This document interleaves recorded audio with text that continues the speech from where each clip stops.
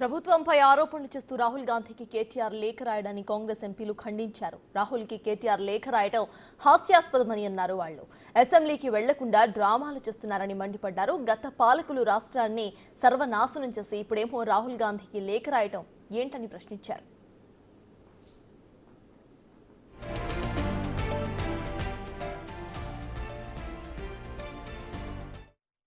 ముఖ్యంగా నిన్న కేటీఆర్ గారు రాత్రి రాహుల్ గాంధీ గారికి ఉత్తరం రాసిన విషయం మీరు అందరూ చూసిరు. ఇది హాస్యాస్పదం. ఎందుకంటే వాళ్ళ నాయన ఫామ్ హౌస్లో వండుకుంటే వాళ్ళ నాయనను బయటికి తీసుకొచ్చి అసెంబ్లీకి తీసుకొచ్చే ప్రయత్నం చేయాల్సిన అవసరం ఉంది.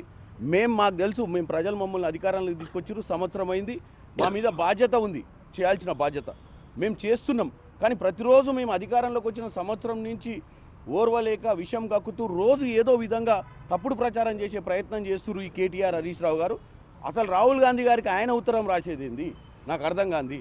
రాహుల్ గాంధీ గారికి తెలుసు మన రాష్ట్ర పరిస్థితి, మన నాయకులు ఏం చేస్తున్నారో తెలుసు, ప్రజలకు కూడా తెలుసు. ఇవాళ రైతు రుణమాఫీ నుంచి ఇవాళ ఒక ఏకకాల రైతు రుణమాఫీ భారతదేశంలో మొట్టమొదటిసారిగా చేశారు.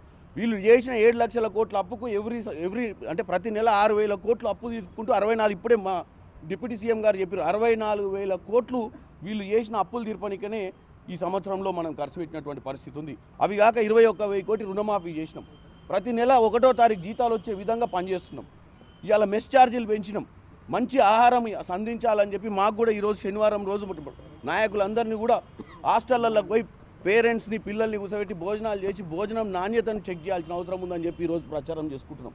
అంటే మాకు చిత్తశుద్ధుండి పరిపాలన అందిస్తుంటే ఓర్వలేని వాళ్ళు ఎవరైతే అపోజిషన్ లీడర్ ఈరోజు మటుకు అసెంబ్లీకి రాని అటువంటి దద్దమ్మలు మాకు సూక్తులు చెప్పుకుంటే మా నాయకులకు ఉత్తరాలు రాయడమా?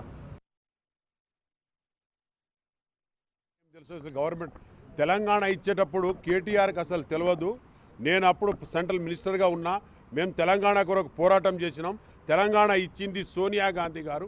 ఇవాళ ఇప్పుడు ఇంతకుముందు మా కిరణ్ అన్న చెప్పినట్టు 60,000 కోట్ల రూపాయలు అప్పులు కట్టుకుంటా వాళ్ళు చేసినది ఆయన ఫామ్ హౌస్ నుంచి ముందుకు వచ్చి చెప్పమని కేటీఆర్కి ఏం తెలుసు అండి తెలంగాణ గురించి? నా ముందు మాట్లాడమనండి, మా సీఎం గారు కాదు, మా ముందు వచ్చి మాట్లాడమనండి కేటీఆర్ గారికి. వారికి ఏం తెలుసు? మేము ఇస్తున్నాం ఇవాళ బోనస్, ఇవాళ రైతులకు కలకలలాడుతున్నారు, ఇవాళ మెస్ ఛార్జెస్, పిల్లలందరూ కూడా హాస్టల్లో ఉన్న పిల్లలందరూ కూడా హ్యాపీగా ఉన్నారు.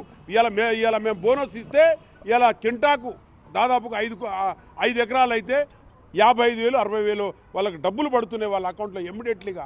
మేము కింటాకు 500 రూపాయలు బోనస్గా ఇస్తున్నాం.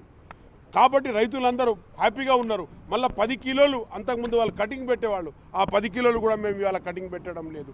ఇవాళ రైతులు హ్యాపీగా ఉన్నారు, విద్యార్థులు హ్యాపీగా ఉన్నారు, ఎస్టీ ఎస్సీలు అందరూ కూడా హ్యాపీగా ఉన్నారు.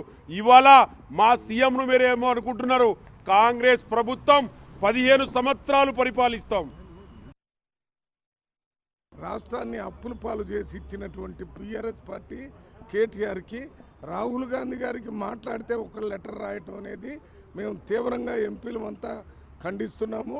మీకేం సంబంధం అసలు రాహుల్ గాంధీతోని ప్రైమ్ మినిస్టర్ గారు, డిప్యూటీ సీఎం గారు, మేము అందరం కలిసి మాట్లాడతాం. మా పార్టీ ఎల్ఓపి ఆయన. మీరెవరు రాసేది? మీరేదేమన్నా రాసుకుంటే కేసీఆర్ గారికి రాయండి, మీ పార్టీ అధ్యక్షుడికి. మేము ఇట్లే ఉంటే మేమంతా ఎంపీలు కలిసి మా ప్రభుత్వంలో జరుగుతున్న కార్యక్రమాలు, మీరు చేస్తున్నటువంటి తప్పుడు పనులు అన్నీ కూడా ఈ 2-3 రోజుల్లో కేసీఆర్ గారికి మేము లెటర్ రాస్తాం. ఈ కేటీఆర్ ఏం చేయాలో తెలియక మాట్లాడితే రాహుల్ గాంధీ గారికి లెటర్ రాస్తున్నాడని.